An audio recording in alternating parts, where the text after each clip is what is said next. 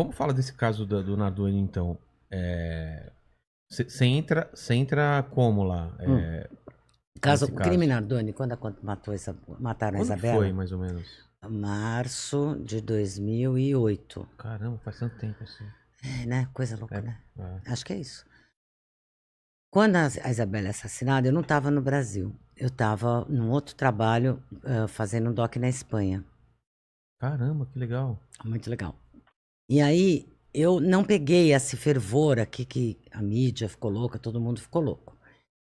E quando eu voltei, eu tinha não sei quantos pedidos de entrevista, mas eu cheguei num domingo e na segunda começava o júri do Jorge Fará, Jorge Fará, que é um que escortejou a paciente dele, jogou por São Paulo, ele ia ser julgado.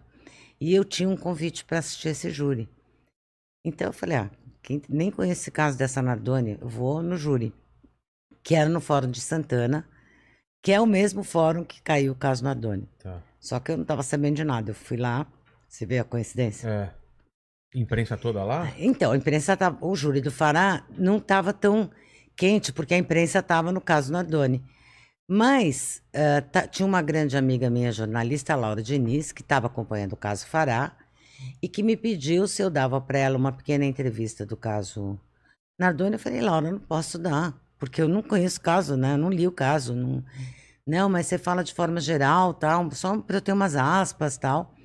Essa matéria explodiu, porque eu falei uma coisa que todo mundo já tinha certeza que o casal matou, e o cara estava chegando, e eu sou bem assim, sem julgamento, então eu falei que eles podiam sim ser inocentes, que não era provável, mas que também não era impossível. Isso foi cabeça de matéria, que não era impossível que não tivesse sido eles.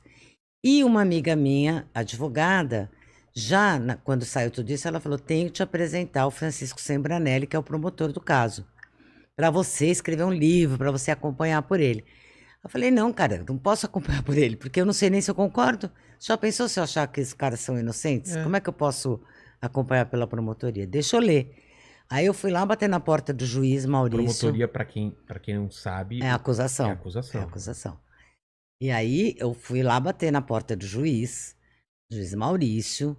Falei, olha, juiz, é o seguinte, sou escritora, levei esse livro para ele, né?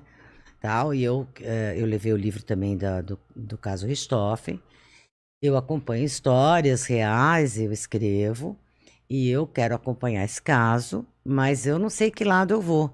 Eu gostaria que o senhor me desse acesso para eu ler o processo, para eu entender o que eu acredito. Isso é muito interessante de você já se posicionar, dependendo do que você lê, para que lado você vai acompanhar a história, porque né? senão como é que você faz? Você não pode mudar no meio do caminho. Não é bom, né? Exatamente. Não é bom.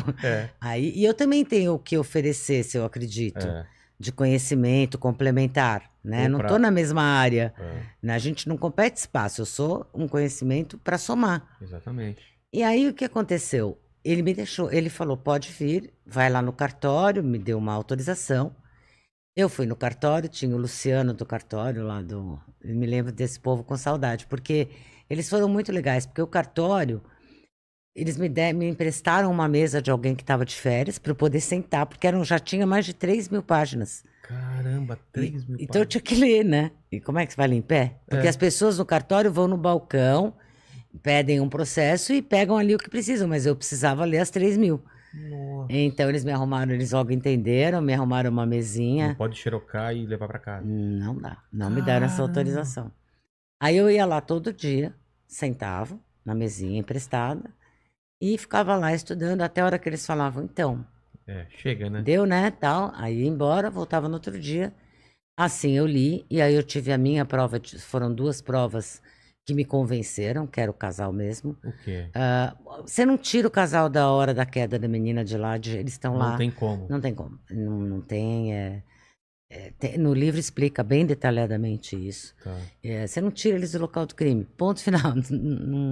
E a cama não conseguiram dela... apresentar nenhuma prova? Não, você não tem. Ao contrário. Ao contrário? É uma prova de culpa que não inocenta os Gil Rugai, que é outra história. É interessante como uma prova tão boa é capaz de condenar, mas não é capaz de absolver. Mas, enfim, Como no assim? caso dele, eu vou te explicar, tá. porque no caso Nardoni, é o seguinte, na hora da queda, A Jatobá e o Nardoni estão no telefone fixo do apartamento. No mesmo momento em que estão ligando para 190, eles estão ligando para os pais de dentro do apartamento.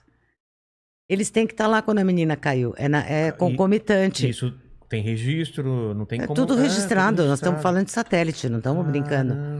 Então, você não tira eles de lá. Eu realmente sou convicta. E aí sim eu conversei com essa amiga que queria me apresentar. Falei, depois de terminar as 3.000 páginas e tal. Demorou uns 20 dias. Aí ela falei, pode me apresentar. Conheci o Francisco Sembranelli. Ficamos muito amigos. As famílias ficaram amigas, sabe? Ele na época era casado com a Daniela. Fiquei também muito amiga da Daniela, que era defensora geral do Estado de São Paulo. E ele promotor. Era um filme, né? O promotor e a defensora. Mas então era uma discussão muito rica entre nós sobre esse caso. E eu trabalhei com ele 2 anos e meio, também toda semana, e muitos fins de semana, nessa acusação para o júri. Para entender esse caso, para saber o que era a prova, para entender como mostrar isso para os jurados. E eu estava no júri completo. Então, e aí escrevi o livro, voltei para casa, me fechei e escrevi A Prova e a Testemunha, porque o caso Nardoni, no Brasil, ele é um marco, porque é o primeiro caso onde a prova científica é um divisor de águas ali. Ah, é? Antes disso não era muita retórica, ainda é. A lábia... A cultura de prova demora. Com o true crime, que você estava falando aqui no Brasil, isso vai ajudar. É, né? É, porque a ficção também ensina. O teste de DNA ensina. Isso vai ficando um assunto falado por todo mundo. Todo mundo discute, atores falam, não escritores falam. Não parece uma coisa muito abstrata, aparece, né? Na televisão, aparece na novela, e você vai exigindo também. Quando você é jurado, você olha aquilo e fala, mas então, por que não fizeram um teste de DNA? Que é por que não coletaram digital? Não sei quanto, porque eu queria ter visto, entendeu? Então você...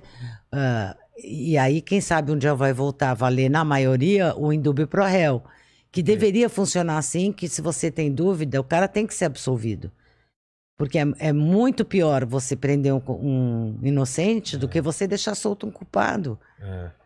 Entendeu? Então, e eu acho que as provas científicas é o que dão muita confiabilidade de que você está votando certo, que é culpado. E não porque você fica num discurso da tarde, policial da tarde. Né?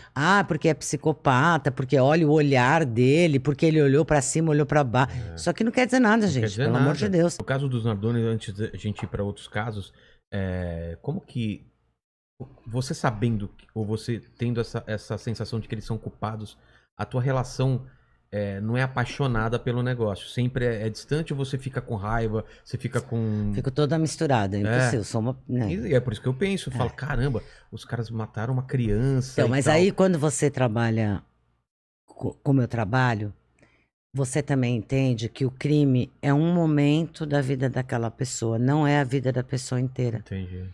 Então, por exemplo, um dos momentos mais tristes que eu vi no júri foi a mãe do Alexandre. Gente, que tragédia na vida de todo mundo. É uma tragédia. Culpado, inocente. Quando acabou que o juiz deu a sentença, você acha que alguém ficou feliz? Não, a Isabela estava morta. Não vai voltar. Entendeu? Então, você também vê que esses assassinos... É muito sofrimento no entorno também. Os filhos, os pais... O Alexandre Nardoni e a Ana Carolina Jatobá, eles têm outros 2 filhos. Vocês já pensaram? Eram pequenininhos. Os 2 pais presos, pai e mãe presos por muito tempo.